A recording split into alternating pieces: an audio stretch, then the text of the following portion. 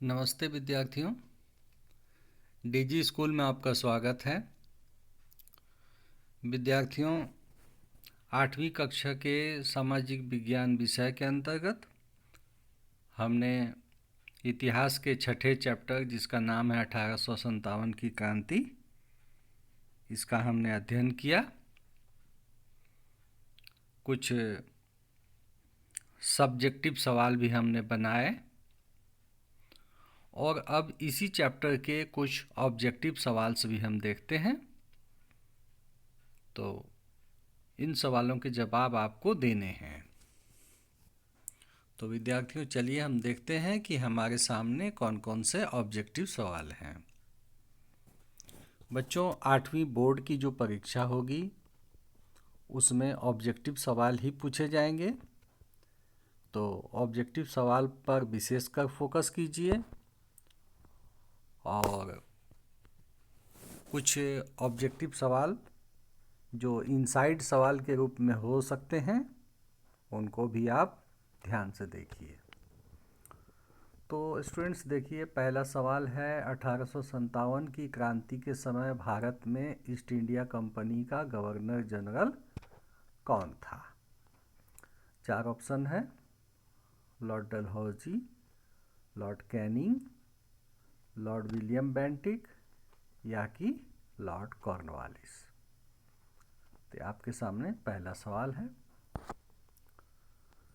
दूसरा सवाल है 1857 की क्रांति के समय अवध यानी जो लखनऊ वाला जो क्षेत्र है, सिर्फ लखनऊ नहीं, लखनऊ इलाहाबाद सभी उसमें शामिल हैं। तो 1857 की क्रांति के समय अवध में सैनिक विद्रोहियों के नेता कौन थे? 4 ऑप्शन हैं: बिरजिस कद्र, बहादुर शाह जफर, मौलवी अहमदुल्ला या कि बेगम हजरत महल। चलिए हम तीसरा सवाल देखते हैं। तीसरा सवाल है स्टूडेंट्स, मंगल पांडे कौन थे?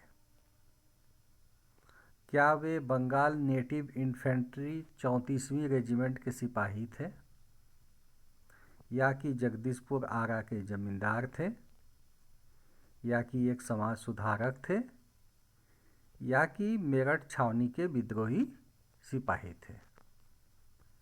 तो समझ बूझकर आपको इसमें सही ऑप्शन सेलेक्ट करना है। विद्यार्थियों, अब अगला सवाल है चौथा सवाल, इनमें से कौन सही सुमेलित नहीं है? यानी कि इसमें जो क, ख, ग और घ 4 ऑप्शन दिए हैं उसमें से एक ऐसा है जो सुमेलित नहीं है, बाकी 3 सुमेलित है। क्या बैरकपुर से मंगल पांडे का संबंध है? यदि है तो सही है और ये ऑप्शन तब नहीं होगा। जो सुमेलित नहीं है वही आपका ऑप्शन है। क्या दिल्ली से बहादुर शाह जफर और सूबेदार बख्त खान का संबंध है?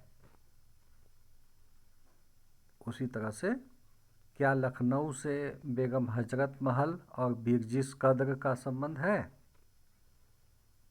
या कि झांसी के साथ वीर कुंवर सिंह का संबंध है? तो इसमें से एक गलत है स्टूडेंट्स, बाकी 3 सही है। आप देख लीजिएगा कौन सा गलत है। आगे बढ़ते हैं। 1857 की क्रांति की शुरुआत इनमें से किसके द्वारा की गई थी? क्या जमींदारों के द्वारा की गई थी, या कि किसानों के द्वारा, या कि मजदूरों के द्वारा, या कि सिपाहियों के द्वारा?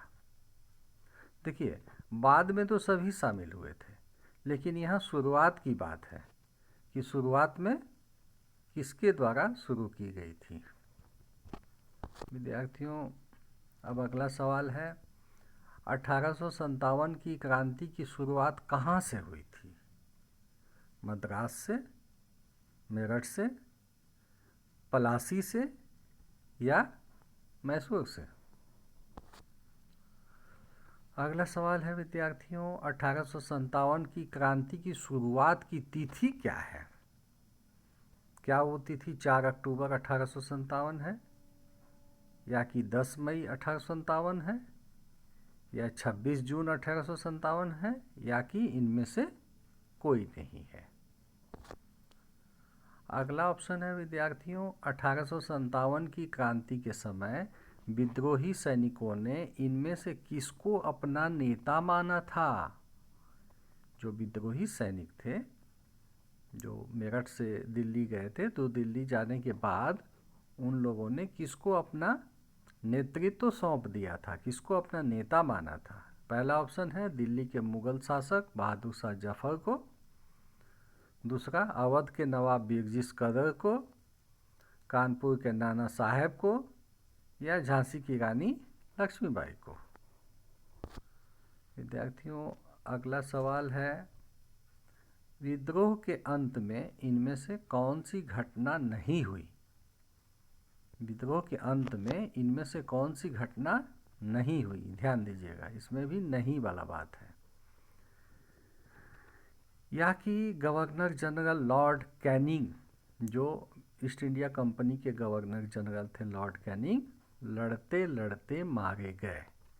क्या वो लड़ते लड़ते मारे गए थे या कि नहीं मारे गए थे। दूसरा, मुगल बादशाह बहादुर शाह जफर को 1858 में रंगून यानी कि बर्मा जेल भेज दिया गया।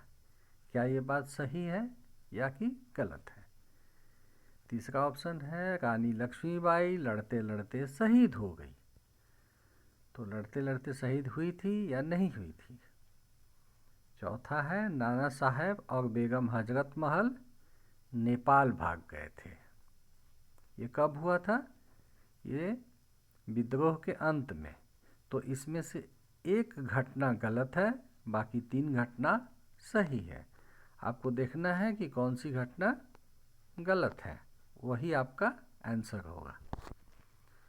विद्यार्थियों आपका 10वां और अंतिम सवाल है, इनमें से कौन सा विकल्प 1857 की क्रांति के परिणामों के बारे में सबसे सही है। मतलब 1857 की क्रांति के बाद इसमें से जो परिवर्तन आए, तो उनमें से कौन सा परिवर्तन जो है सबसे सही आपको लगता है ना, परिणाम। पहला है ईस्ट इंडिया कंपनी का शासन समाप्त हो गया और सीधे ब्रिटिश क्राउन का शासन शुरू हुआ। यानी कि 1857 तक अंग्रेज़ों की एक कंपनी भारत में शासन कर रही थी, लेकिन उसके बाद सीधे ब्रिटिश सरकार, है ना, ब्रिटेन की महारानी का शासन शुरू हुआ, जिसको हम लोग कहते हैं ब्रिटिश क्राउन। तो क्या ये बात सही है। दूसरा, सेना में भारतीय सिपाहियों की संख्या घटा दी गई और यूरोपीय सिपाहियों की संख्या बढ़ाई गई। ये बात सही है या गलत है। तीसरा, साम्राज्य विस्तार की नीति समाप्त की गई और आर्थिक शोषण के युग का आरंभ हुआ।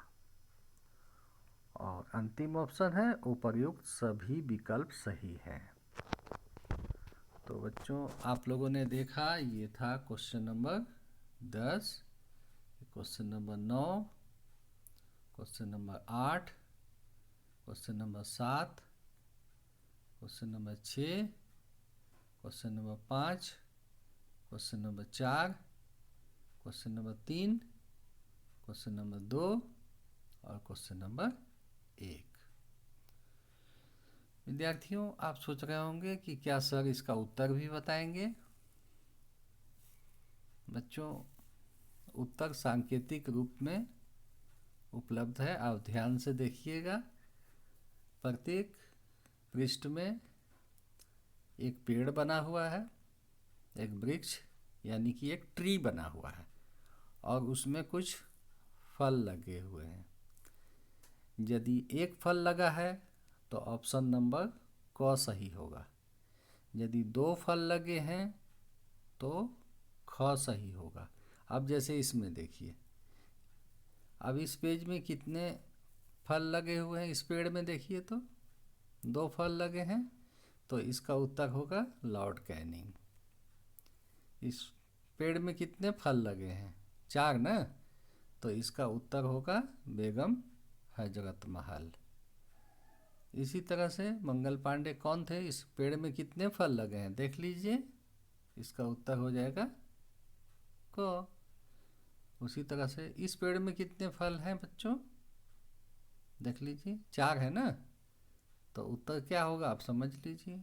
इसमें कितने फल हैं? 4, इसमें 2, इसमें 2, इसमें 1, इसमें 1 और सबसे अंत में 4।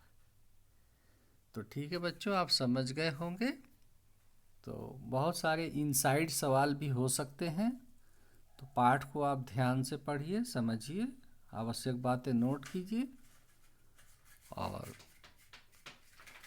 इस वीडियो को मैं यहीं पे समाप्त करता हूँ।